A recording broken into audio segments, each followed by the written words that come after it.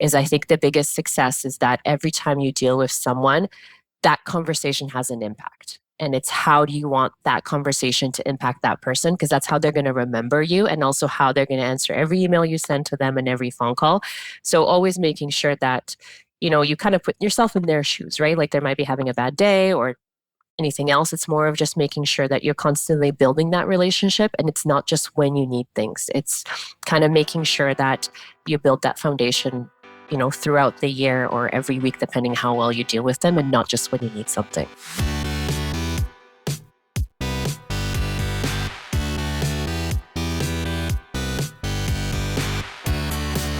You're listening to The Successful Bookkeeper with your host, Michael Palmer. Listen each week as inspiring guests share their secrets of success to help you increase your confidence, work smarter, and build a business you love. This episode of The Successful Bookkeeper is brought to you by PureBookkeeping.com, the proven system to grow your bookkeeping business.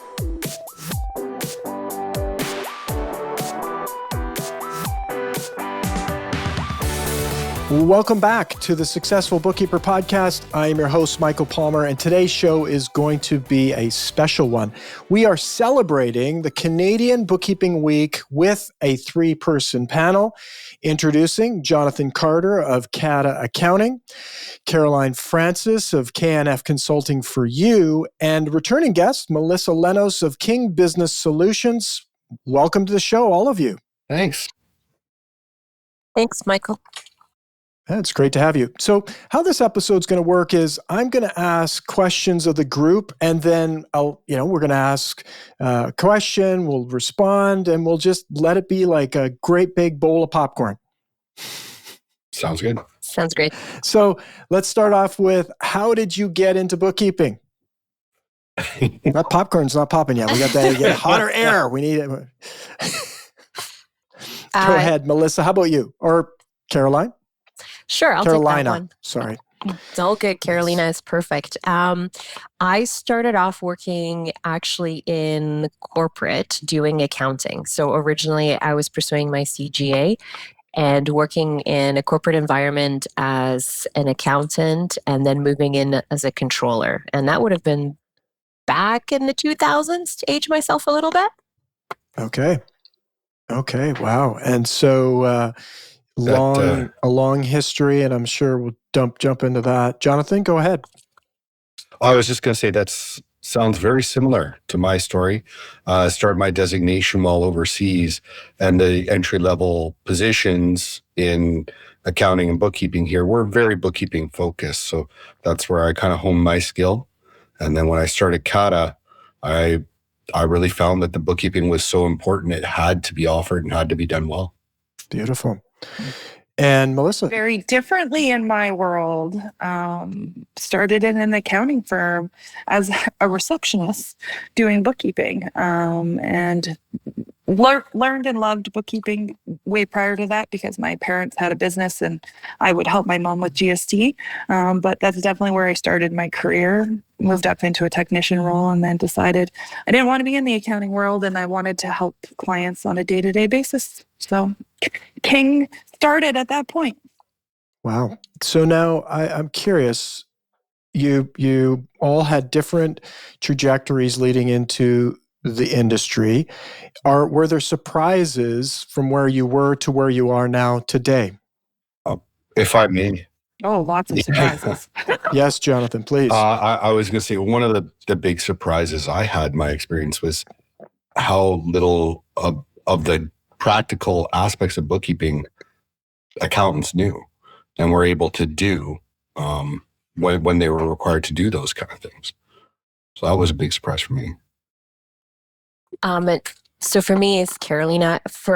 It's the misunderstanding of what bookkeeping and keeping your records is from even small business and business owners, and their understanding of what actually entails into keeping your books and like what they have to do, and then trickling up to accounting firms you deal with that have a misunderstanding of how transactions flow through, or even giving that guidance to small and medium-sized business owners. Nice. And Melissa? The biggest surprise for me was because I guess I've lived in it my entire career. So back in 2003, I started in an accounting firm. So it's kind of been my entire life. It's not understanding why you need a bookkeeper and an accountant and what the difference is between those two things, and that we do work really well together, and you do need both of us. Mm-hmm. Mm-hmm. And that would be a big misunderstanding in the world of business. I mean, it's not something that's being taught anywhere along the line to anyone really around the differences between those two. And the most successful businesses out there would have a great bookkeeper and then have a great accountant, and that would be point blank. That's it. So we need to change the tune here, and that's what we're doing here with the podcast, and obviously the CPB Canada is doing as well, as trying to get that message out so that business owners know, like, your first stop should be a great bookkeeper. And that's you start off with a solid foundation like that. Now, speaking of that, getting into business, did you all start out thinking that you would start a bookkeeping business of where you are today doing the work that you're doing, or did that shift somewhere along the point along your journey? I can take that one. It's Karolina. So for me, originally, I had this great idea of becoming an entrepreneur, but nothing to do with accounting. It was always more real estate. And I kind of landed into this where I was on mat leave and not looking to go back to a full-time position. And a lot of the contractors, I worked in a construction and real estate industry. That's my background. And a lot of the contractors and smaller construction companies said, hey, if you're not going back, we need someone to be our numbers gal. Or would you be interested? And you can contract. And that's how my firm started. It was kind of an opportunity that came out of nowhere versus going back into corporate. And it's filled a little bit of that niche of wanting to be an entrepreneur and doing a million different things. Now I do that in a different scale. Very, very cool. And very similar to many of our guests, not expecting to be there and somehow finding their way, ending up serving and helping small business owners. How about yourself, Melissa? It was my plan. I made a very conscious, it's not normal. Most people that end up in bookkeeping, it is not a conscious plan. It was my conscious plan. I really wanted to help clients not be scared of that brown envelope that they were getting in the mail. I wanted to make it so that their books weren't having 56 adjusting entries in them so that they could do the tax return. That was one of the last files that I did, was 56 adjusting entries. And I just wanted to be able to help them on a day-to-day basis and allow them to make some good business decisions during the year rather than really bad business decisions because their books were not up to date. So it was definitely a conscious decision. The decision to become a firm owner kind of happened. I thought I was going to work, 20, 30 hours a week and make a little bit more per hour and my life would be easy and great. And that definitely did not pan out the way I had planned. And now there's like 8 employees here. So having fun, but that part was not planned. Wow. Very cool. And it has a question coming up for me. But before we get into it, I want Jonathan to answer this one for us. So, I definitely kind of fell into bookkeeping. I was in private industry, in the mortgage industry, similar path as to Karolina, worked my way up from a more junior role to being controller and just had to make a part with that industry and that company, and decided then to start up a firm, and then pretty quickly realized that really the success of the firm depends on the success of the inputs, and that bookkeeping was vital to making sure that everything else flowed smoothly. In discussions with recruiters, the thing that kept recurring was that I liked to help the small businesses design their processes and work with them on a regular basis and bring them along. And that would not happen when you're working with a single employer. Mm-hmm. Mm-hmm. And so with your businesses, you have different trajectories again. Now, having been in business, all of you, for a significant amount of time, and what were the least favorite or most challenging parts of that journey for each of you in terms of growing a bookkeeping business?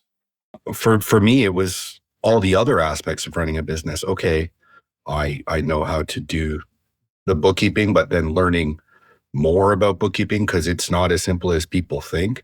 And then, of course, the tax and learning more about the tax because that's not as simple as people think. Yeah, I don't know if I really, all the other aspects of it, though, particularly managing people, trusting people, running your budgets, making sure that you're profitable. Those were kind of things where as an employee, it was, you got a paycheck and that was it.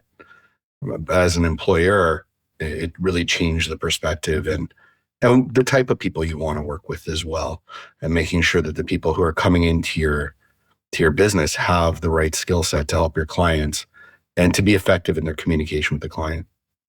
Mm-hmm, mm-hmm. Yeah, definitely a massive shift for anyone going from working for someone to being the top person. There's a whole bunch of stuff that now is on your shoulders. I'd love to hear from Melissa. What were the big challenges for you in growing your business? I think the challenges and the successes are actually very tied into each other. My biggest struggle is employees, but my biggest success is those employees. It is a difficult road to go down, finding people that are like you, that can do things like you, that can follow processes and want to follow processes. But it is coming along. It is a road that I enjoy and want to continue to walk down. But definitely the hardest part is people. But the best part in the end is the people as well. Mm-hmm. Very cool. And Karolina? Very similar to Melissa. I do a lot of fractional controllership that ties in with bookkeeping. So for me, would be I deal a lot with medium-sized firms that have accounting staff. So it's managing those individuals as an outside party and managing those expectations and boundaries. Because I find I do now have my own staff as well, but managing your own staff is so different than managing your client's staff and kind of the boundaries that you have to set. And I found that that's been definitely the most challenging within my business. And then fee structure. I think every accounting and bookkeeping firm, we all kind of play around with that back and forth is what our fee structure is. And I think it can be a positive and a challenge as well. So true. So true. And definitely that's an interesting angle, the managing your client's staff. Say a little bit more about that in terms of, it's one that we probably haven't I don't remember talking about on the podcast before, but you have your clients and you're dealing with them, and there's good clients, challenging clients, but then there's also the layer of staff where you have to interact with staff potentially, and that can be quite a challenge. How have you dealt with that? Definitely, it is a challenge. I have some amazing clients with some very challenging staff members that work for them. So I find that every time I approach a client file, I do kind of take a step back, sit back, and figure out what that personality that I'm dealing with. I find that we always need information. So as soon as you call them or email them, their response is like, what do they want now? Like, what did I do wrong? Or what do I need to now work on? So changing my approach as well, where I do call them at least once or twice a week, that's just to check in, just to see how they're doing, so that it's not every single time I call them, it's that I need something or they've done something that they have to correct. And the same with an email. So more of being proactive because I know I'm going to need information from them. So kind of massaging that relationship and making sure I build a strong foundation to it where I look at them, they're human, they have their own feelings, they have their own life. And because you're not in the office with them, you also don't know what they have to deal with. I find that what to me is an amazing client might be a horrible boss to them. So kind of putting myself in their shoes and kind of, checking in. It's like, it might not be their fault that they can't close the month on when they need to get the numbers, because that person's not providing them the information they needed, or they're just providing them, here's a file with all my personal receipts and everything else, and you kind of figure it in. So I found the success for me is I do manage overall about 20 staff members that are outside, like their clients' staff members spread out through different firms. And then adding into that also the accounting firms I deal with and their staff members as well, is I think the biggest success is that every time you deal with someone, that conversation has an impact. And it's how do you want that conversation to impact that person? Because that's how they're going to remember you, and also how they're going to answer every email you send to them and every phone call. So always making sure that, you kind of put yourself in their shoes, right? Like they might be having a bad day or anything else. It's more of just making sure that you're constantly building that relationship. And it's not just when you need things. It's kind of making sure that you build that foundation, throughout the year or every week, depending how well you deal with them, and not just when you need something.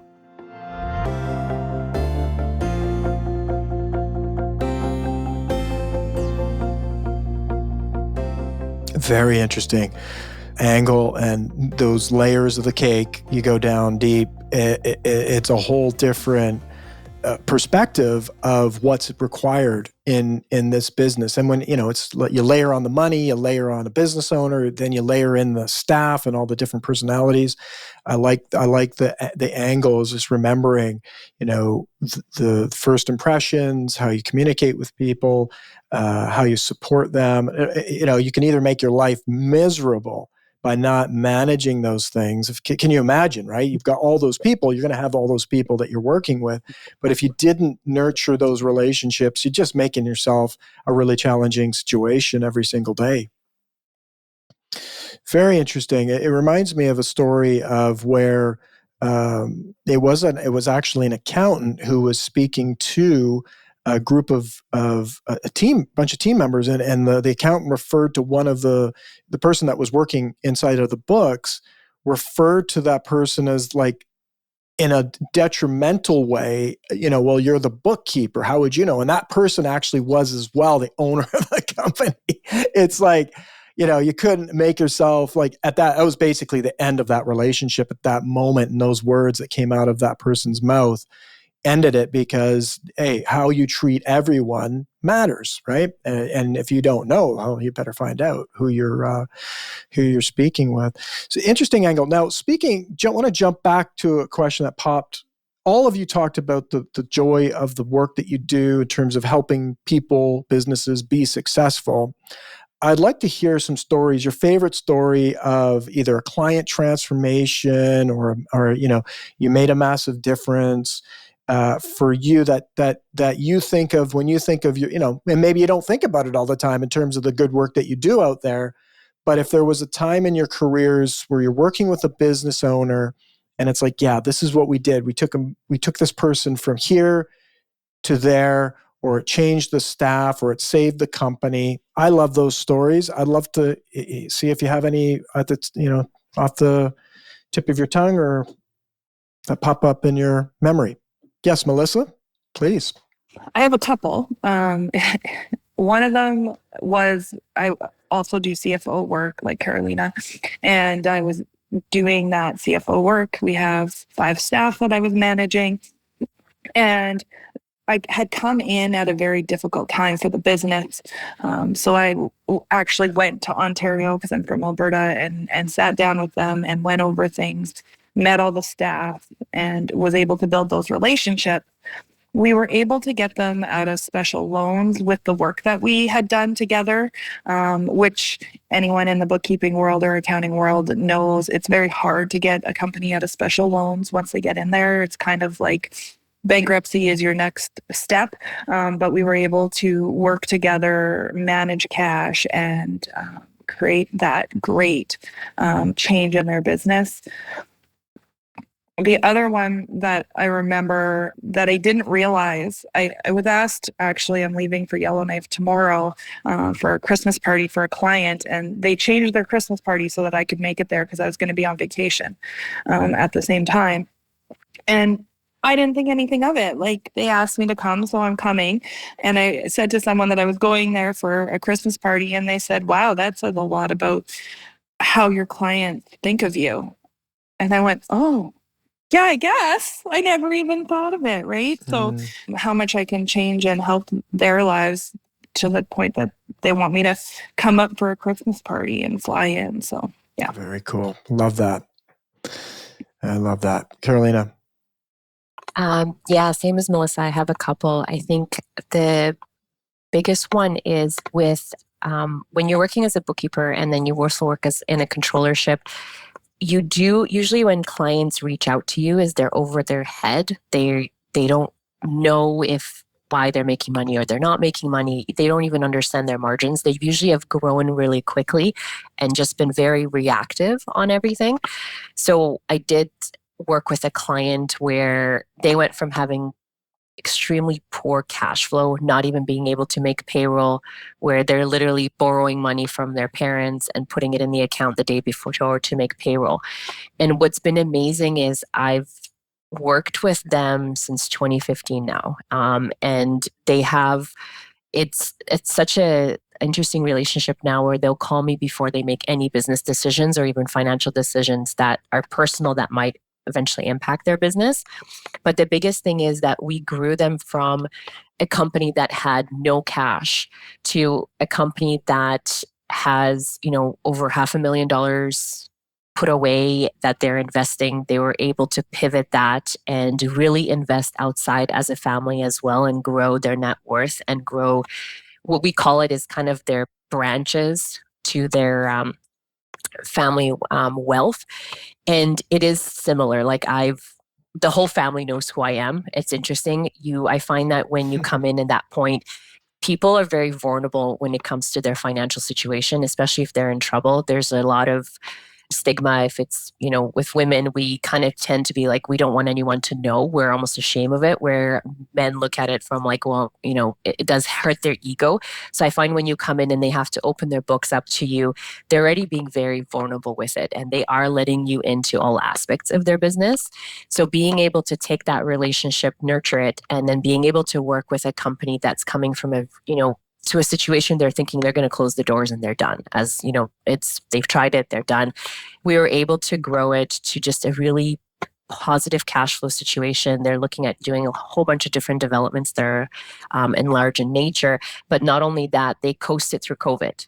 We set up processes and procedures, taught them, why you need books, why do you have to cash flow, why you have to think long terms and set up budgets and forecasts and really have set goals of where you want to be, not just 5 years from now, but kind of monthly and yearly so that you can focus on those. And it's been amazing. And on the other side, I have a client that does retail, which is a very tough industry, and it has been for a couple of years. And same thing, we got them from a situation where they had to give up a lease and kind of looked at, they had 5 different locations. So when I came in, we kind of tore their business apart a little bit on paper, literally went through like, what's actually profitable? Why do you have so many locations? And we were able to turn them around, had to shut down and sublease some locations, but got to a point where now, and I've asked the business owner if I can share the story, but she went from having to wake up in like panic attacks at night, not knowing what was going to happen, to now being able to kind of be very comfortable with where her business is at and actually being able to plan the rest of her personal life because she's not constantly in the business and just so worried of how she's going to keep everything going. Amazing.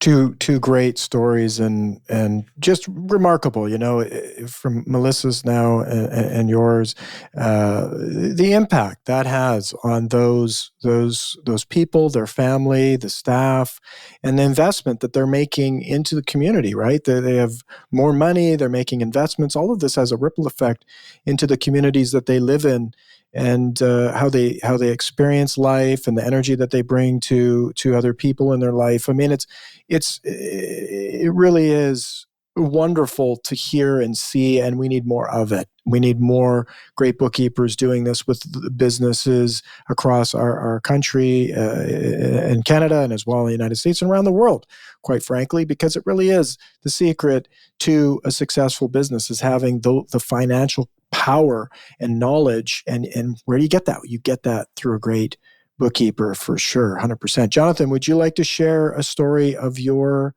customer transformation or a success story? Or I'd love to. Yeah, I really enjoyed hearing those stories, especially like that, helping bring somebody along from, having trouble sleeping and not having a life to actually having a business that is a saleable asset. For me, that's something I've really enjoyed, is helping people on their exit.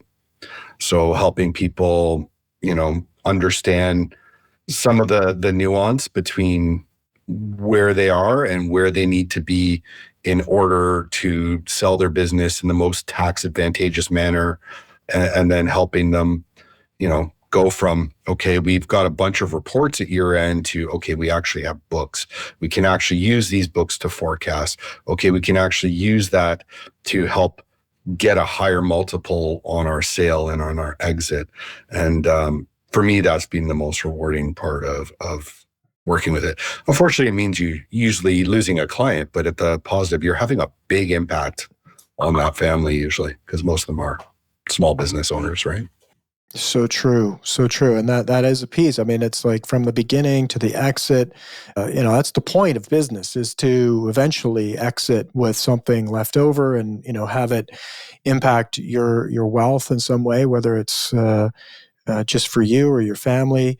And those are things that, having worked with so many people along my life and journey, seeing different businesses and how they've operated, and it's clear the ones that have a great relationship either with the accountant or bookkeeper. Now, I will say my experience has been that most of these types of relationships we're talking about, and the education that happens, comes from a great bookkeeper, because of the relationship that you have. You're right, often right there. It's not like a once a quarter, if you're lucky, once a year exchange. It's a relationship, ongoing, multiple conversations that happen between bookkeeper and business owner throughout the year.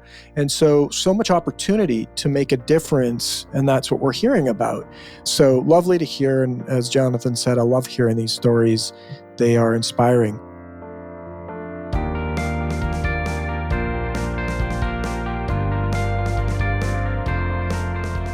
Now I want to talk a little bit about the industry. What do you see? Now, obviously, technology has impacted the world, right? I'd love to hear what your thoughts are in terms of how technology has impacted the industry recently, and maybe where it's going, and how that has impacted you. So, Karolina here, I'll take that one. I love it. I started off originally in the industry where we used an old school computer that would print out 3 sheets of paper for your invoices. You rip out the edges, and then you'd kind of hand everything off. We had old school ledgers, and everything was on paper. And month end would take you like 3 weeks to do by the time you balanced every single ledger and everything. To now being able to use technology to really pivot and have information faster. So when I worked in corporate, we would close off by the 10th and maybe have a lot of the financials ready and wrapped up for boards by the 15th, right? And that was a huge push. Everyone knew you had no life. They brought you dinner. You didn't leave the office until 10 or 1 o'clock at night. Where I'm finding now, with having a lot of data that's live, that's being pushed in, you're changing where staff members are now doing different things. Instead of having an accounts payable person or an accounts payable department that might have 5 or 6 people, you probably have less individuals within that position, but then you have people that kind of help you go through all of their records and the reports that you're pushing in. So for me, AI even has been just a great tool to being able to reformat reports, how we write them. It cuts down the time that we spend on it. Software kind of like Sift Analytics, where we're able to pull data from different softwares and being able to merge them and combine them and actually look at them and be able to use them to tell clients kind of where they should pivot or what they should do. And the information it's fresh, it's timely, it's not something where you're looking at it a month later. So they can actually make decisions that impact their numbers almost in real time. So there's usually only a week or 2 week delay, so they can actually pull the trigger and shift it. So now if they have to shift their inventory or purchasing, they can do it within that month versus before, we would wait about a month before we had all the data in. You sat down, reviewed everything, and now they're pulling a trigger, but you're 2 months behind usually.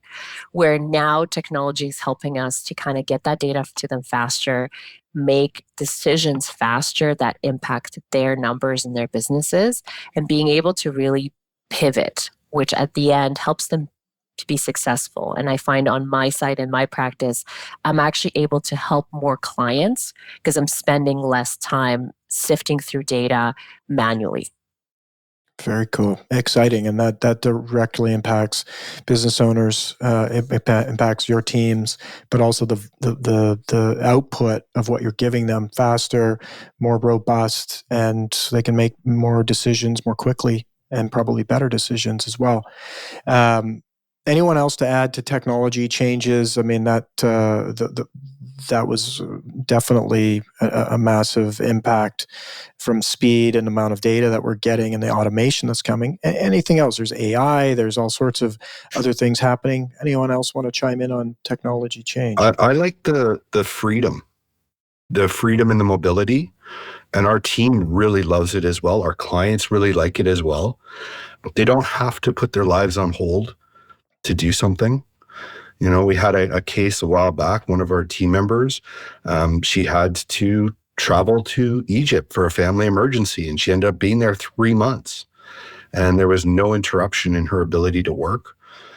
We've had others where, you know, we've had clients who finally get their business to that point where they're not in it every single day and they can delegate and have a meeting while they're on a beach in Mexico or something like that. And just that freedom and that ability to respond to questions and to really strive for that real-time record keeping. I think that's, for me and for our team and our clients, that's been the biggest asset from the technology developments. So true. So true. Melissa, how about yourself, technology-wise? Well, I've always been pro technology. COVID definitely pushed a lot of my clients to be pro technology that weren't necessarily pro technology.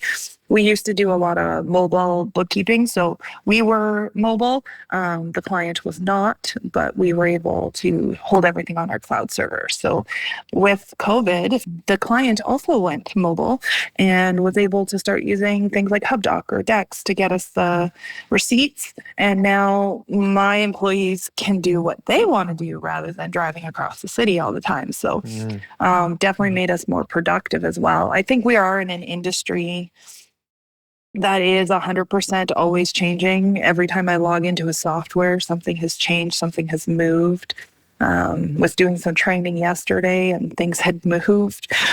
So definitely a change forward industry, and we definitely need more help with understanding change, I think, and helping our clients understand change and helping our employees understand change. So. That's right. Because it's, we often think of ourselves and our business and the impact, but, our clients are going through all of those things as well. And someone has to help them navigate the rapid change, whether it's technology or change in business, regulations, all of that is coming always more and more and more every day. Speaking of change, let's talk about the accounting profession in Canada and any thoughts any of you have. I mean, we have the CPA Canada, the departure of CPA Ontario, Quebec, and really a decade into amalgamation. What is your thoughts on the industry and the changes that are happening there, and how is it impacting yourselves? Well, if I can kick this one off, one thing is a bit of a shortage in team members being available. And I think a lot of that is because of the opportunities that present themselves and people going into private industry. With regards to Quebec and Ontario, the two largest provincial CPA organizations withdrawing from CPA Canada, I understand the reasoning for it with regards to their desire to governance. But as a CPA, it was quite upsetting that, so much of our money had been spent to make these things happen that are now being walked back. And I was just starting to see the value add from the amalgamation. And now we're going to have to, go back steps and, it's not going to make things any more efficient or effective for CPA organizations across the country, particularly in Ontario and Quebec. And I don't know, it'd be interesting to see how it shakes out. But for me, I found it a little frustrating. Yeah, so true. Karolina.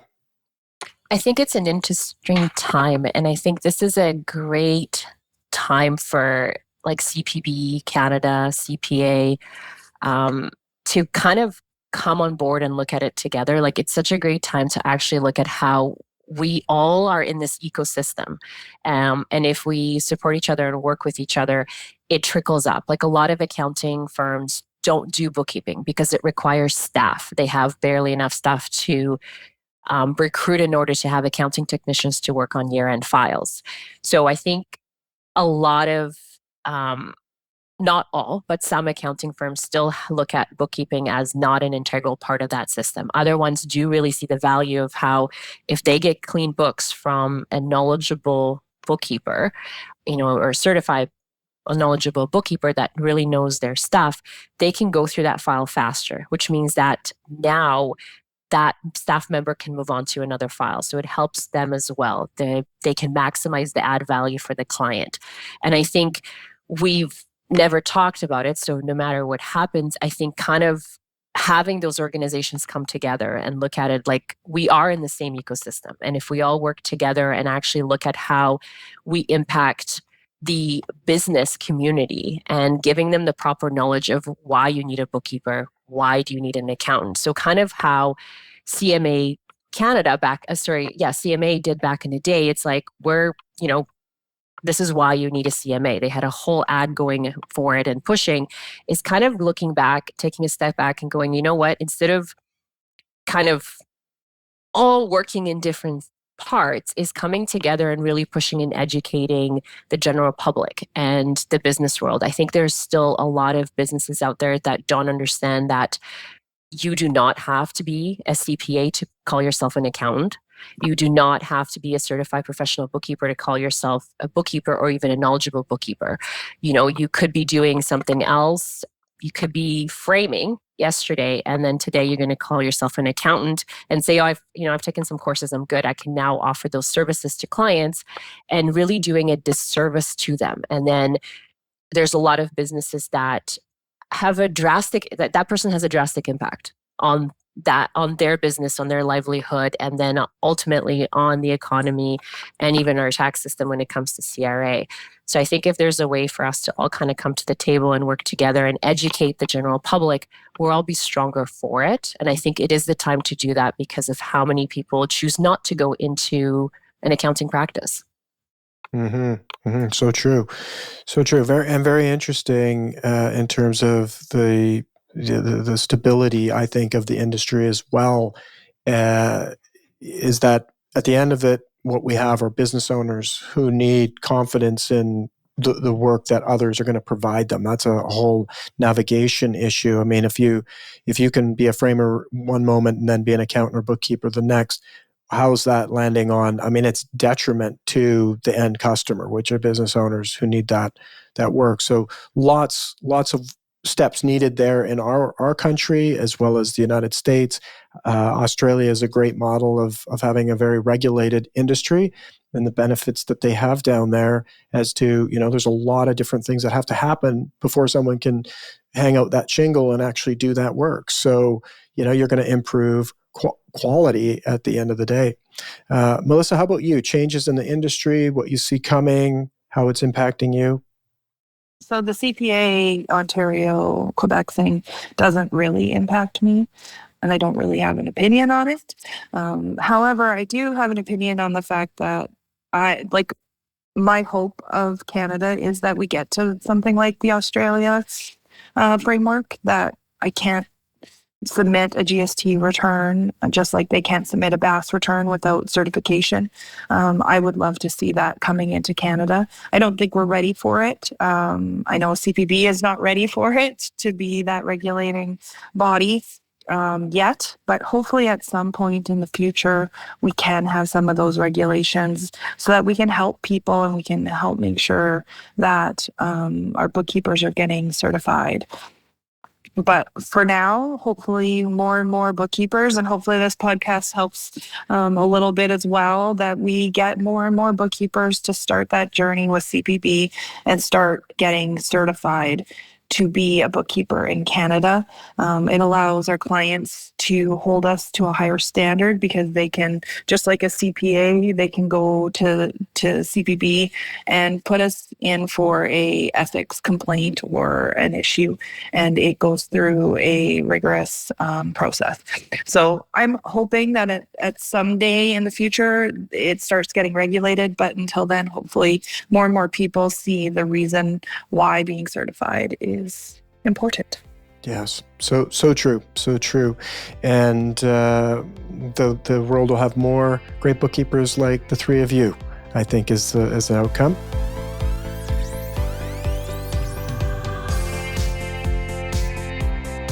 We're going to end off with the last question, which is, we have all bookkeepers from right from the beginning to, being in business for several years, their lifetime, in fact.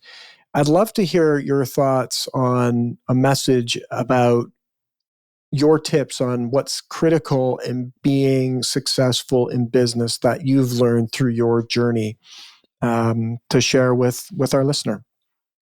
Be willing to tell people that you don't know the answer, and be willing to go and ask for the answer from your colleagues. Lovely. Karolina? I look at it as I'm not an expert in everything. So I think always learning. So always adapting, always learning, putting time away every week to make sure you're learning, improving your skills. Beautiful. Jonathan? Well, those are some really amazing answers. Always be learning is always great. Admitting that you don't know something, and I think really standing up for what you do know. And if you are working for smaller clients and they're asking you to do things that you know are wrong, don't do them.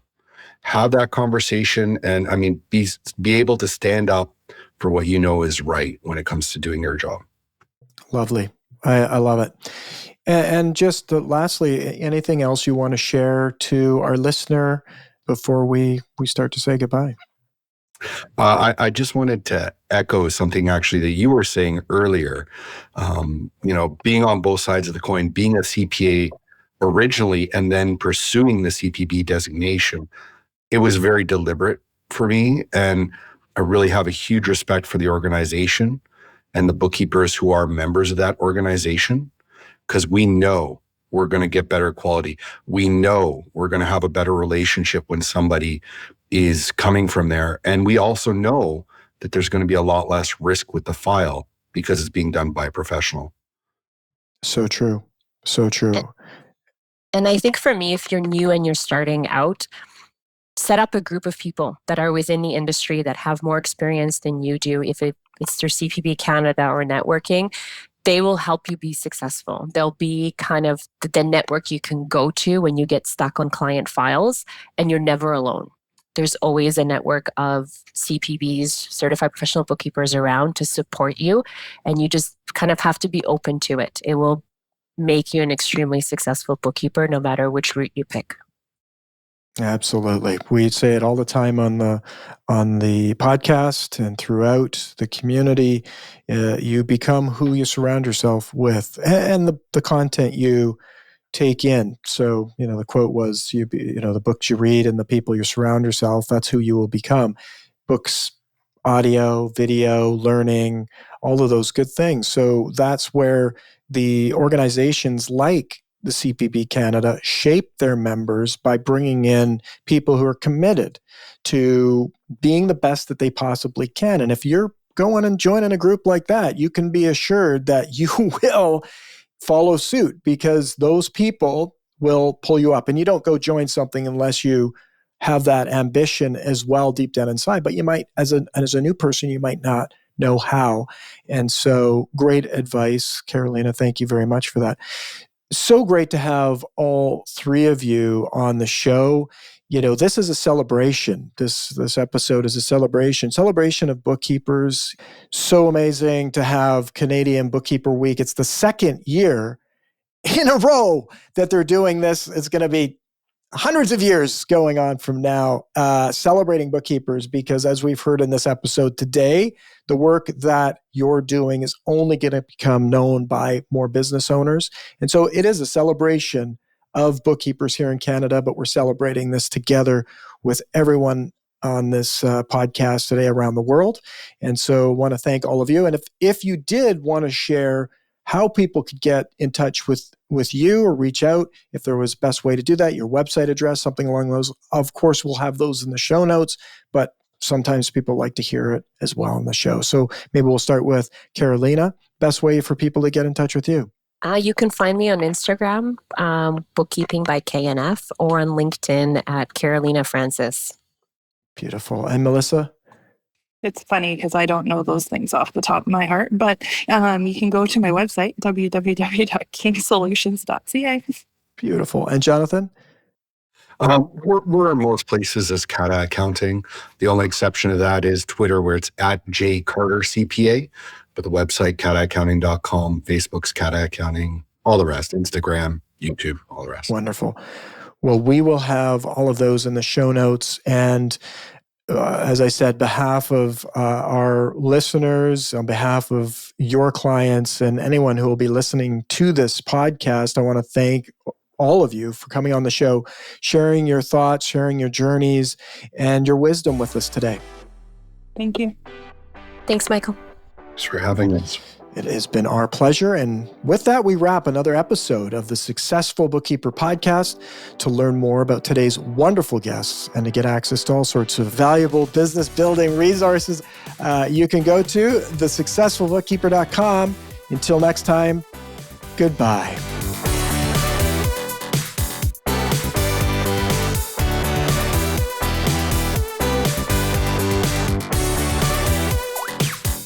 You've been listening to The Successful Bookkeeper with Michael Palmer. For more information and to download the resources mentioned in this episode, please visit us at thesuccessfulbookkeeper.com. Thank you for listening.